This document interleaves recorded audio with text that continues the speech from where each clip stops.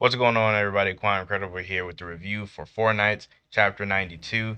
And real quick before I get into the review, so the translation that I was reading had the question corner first, I guess, which is like they'll have like these little questions that people will ask, that they will ask Nakaba, and then he'll answer them. And usually I don't really talk about them because they're like either silly or they don't really pertain much to the story. I mean, sometimes they're kind of interesting, but I don't really ever pay any attention to them. But this one kind of caught my eye. Somebody asked Nakaba, do Lancelot's transformations grant him the abilities of those he changes into, flight for fairies, strength for giants, etc.? And Nakaba said they do. Lancelot's ability to transform is on a higher level than that of a pure-blooded fairy.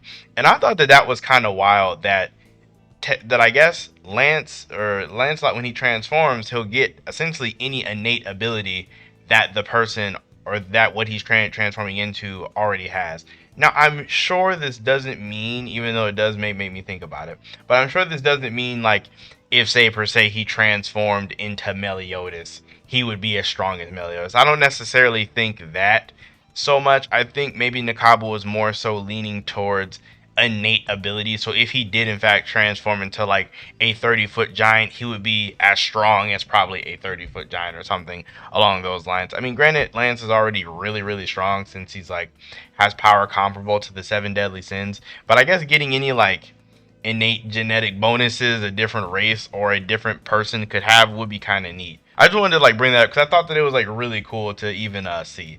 But this chapter, we finally are getting to Walnak. It is the city where basically everybody is going to split off. We did hear about this in the last chapter when Guinevere is basically giving us what was going to happen in the very immediate future.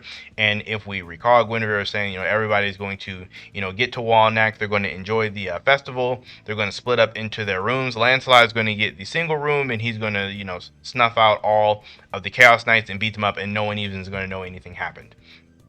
So knowing this, Arthur sends more Chaos Knights to like he sends even more than what were already there to kind of intercept them and try to stop them. He's going to try to change the future. So I'm assuming that through the rest of this, I guess, small arc is what I'm going to assume it to be. We're going to try to see, I guess, history try to recorrect itself back to the path that it was supposed to be on.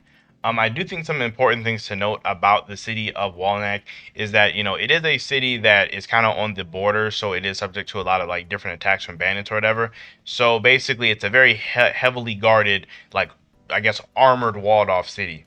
And the big thing that they really drive home here is that it's a good thing, it's in this page or panel right here where they say it's a good thing that we made it here before the gates closed, because once the two town gates closed, it's completely shut at night. So this is like 100% setting it up for whatever happens or is going to happen later on that night. No one is going to be able to get in or out.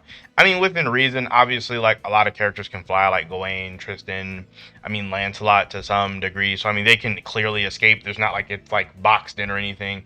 But for the most part, you're going to be trapped in there once the doors are closed. Is probably what they're going to be really going for. And then, as we did here in, in Guinevere's prediction, there is a festival going on. It's the Festival of the Dead, to kind of honor those or pay your respects for those who died, to find repose in the next life. So that is basically what the grounds of the festival is. I'm not sure how big of a part this festival is going to play. I don't know if we're going to get like a moment in Seven Deadly Sins per se where like Bond got to see Elaine for the first time when they went to like the city of the dead. I don't think it's going to get that quite that deep, but I do think we're going to maybe get like a small moment. I definitely don't think we're going to get like a Percival sees Varghese moment. I am open to being wrong about this, but I just don't really think that that is going to happen.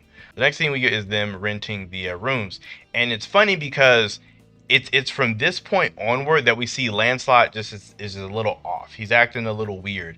And even Percival asked him, he's like, hey, like, what's wrong? And Lancelot himself says something has felt off for a while. And I wonder, is it something to do with like, is Lancelot picking up more voices than normal, or is he not picking up more voices from normal, or does he just, truly, honestly, just feel kind of off? I mean, because, I've had those days. I'm pretty sure everybody has had those kind of days where you just feel a little bit off. So, yeah. And then as per Guinevere's prediction, there were only three people rooms, or three, occupant rooms available, and then there's only that one two-person room that was, kind of left for one other person to kind of stay in, because there's like 10 of them, I want to say. So there's only enough rooms for 9 people. So one person was going to have to share a room with somebody else. So of course the normal breakdown would have definitely been the order that they kind of already had basically set up, which would have been the girls in one room being Ysolda, Gawain, and Annie, whatever you want to call her, and then Tristan, Jade, and Chiana in another one, and then Donnie, Percival, and Nanson's in another one, and then Lancelot off by himself. That's kind of the way things were already kind of going until Tristan kind of suggested to, have everybody do this with rock, paper, scissors. Not everybody, but just the guys do this with rock, paper, scissors. In the midst of that, we do have like this like off scene of Percival and like Donnie playing around on the walls outside. It's kind of funny because you do gotta remember that they're both 16, like they're both teenagers, so they're both just kind of goofing off outside, climbing the walls, running up them. Percival does end up peeping on this girl, nice, who I guess is, I'm assuming, a Chaos Knight, in like not really in disguise, but I guess not in disguise. I'm assuming her, which I believe her name is Tanich or Tanak or Tinnick, whatever you want to call her, and then this bald dude, Macduff. I'm assuming these two are probably going to be the premier Chaos Knights that we're going to see mostly throughout this arc. They're probably going to be like the main antagonist, maybe. I could be wrong. They could just be like low-level grunt henchmen, and maybe there's a bigger Chaos Knight hiding in like Wake. But I'm assuming these two are going to be like the main ones that we're going to see. And then it does cut over to the actual rock paper scissors game. There was one thing that I didn't really pay attention to at first until I seen it on Twitter, and somebody was talking about how like the later middle of the chapter doesn't seem like it's finished, and it is very true. Like, I'm sure it's going to obviously get finished once the volume comes out, or maybe even later on down the line. But you can see how like just even in these that I'm showing you, it's very sketchy. It's not all the way done. Like, obviously the main lines are done, but it's not completely finished. But that aside, when they go to all throw down for rock, paper, scissors, Lancelot doesn't really make a hand of anything, so he kind of instantly loses, which is weird because you would assume since Lancelot can read hearts, essentially, he would know what everybody's going to pick, so he could probably always win. Even with this, the rooms were still going to be kind of in the way that Guinevere predicted, until Percy was like, let's do it again, and Tristan was like, he doubled down on it and like, all right, let's really do this again while Lancelot's not feeling off so we can get these rooms down, and Tristan loses. So this kind of throws the entire dynamic off. So Tristan is the one who's going to get the single room, and I guess that's the only difference, but that can sway a lot of different things, because now I'm assuming Lancelot's going to be rooming with Chion and Jade, and then the Percy group is still going to be rooming together. That's how I would assume it to break down. I mean, you could break it to where Lancelot's with Donnie and Percival, and maybe like Nanson's is rooming with Chion and Jade. Like, I'm not for sure how you could break it down, but I'm not for sure how you could really break down. I guess there's a bunch of different combinations. Not that I guess they're really important. The main important thing is that Tristan is off by itself. So Tristan does knock on the two-person room door, and it's some woman that does appear. My first thing I noticed is she looks a lot like Merlin, in my opinion.